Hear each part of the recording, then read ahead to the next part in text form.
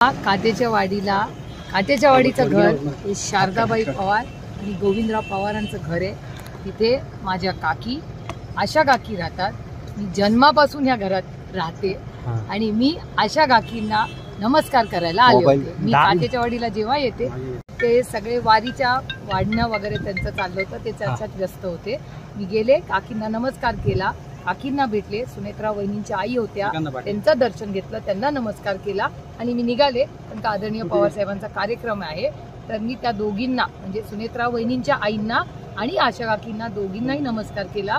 आम्ही दोघांनी आणि आम्ही लवकर निघालो कारण का आम्हाला काटेवाडीमध्ये तुम्ही सगळे एकत्र होता, दादा पण होते, तुम्ही पण होता, पण एकमेकांच्या समोर तुम्ही आला नाही किंवा संवाद तुमच्यातला झाला नाही असं कारण का वारीचं जेवण लेफ्टला असतं आणि काकी आत घरात। नाही आता काटेवाडीमध्ये जेव्हा पालखी आत लेफ्ट आहे ना, जेवण बाहेर असतं ना लेफ्टला, गार्डन तुम्ही बोलण्याचा प्रयत्न केला दादांशी? नाही भेटच नाही झाली ना, भेटच। तुम्ही मागे होता, दादा पुढे होत्या?